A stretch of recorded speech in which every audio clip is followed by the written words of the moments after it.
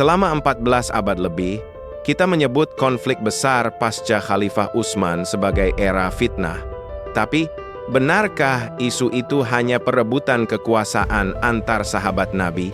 Atau jangan-jangan ada agenda besar lain untuk mengubah Islam jadi imperium logis berbasis filosofia Helenisme? Mari kita bongkar tuntas peran tersembunyi Muawiyah sebagai arsitek Helenisasi Islam. Apa kesamaan antara Muawiyah bin Abi Sufyan dengan Saul dari Tarsus dan Kaisar Konstantinus? Jika Saul mengubah wajah Nasrani jadi agama dunia melalui logika dan filsafat, maka Muawiyah adalah orang yang menjinakkan Al-Quran jadi ideologi hegemoni global yang logis. Inilah kisah di balik penakwilan akal jadi naus yang mengubah wajah Islam sampai sekarang.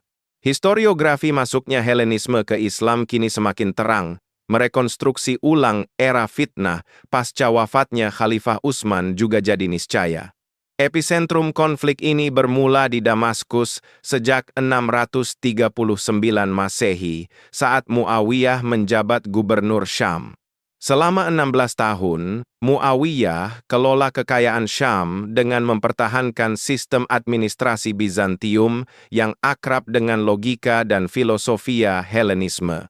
Muawiyah tidak hanya mengawasi sistem itu, tapi mengadopsinya melalui kolaborasi dengan cendekiawan Yahudi dan Kristen, mulai dari Sarjun bin Mansur hingga John of Damascus.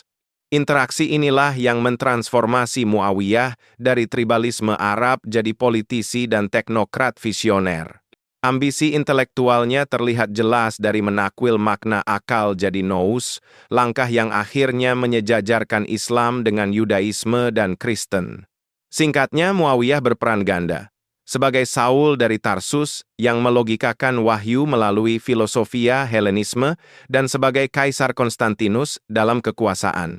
Jika Saul menghelenisasi ajaran Nabi Isa agar diterima Romawi, maka Muawiyah menghelenisasi Islam demi Imperium Umayyah.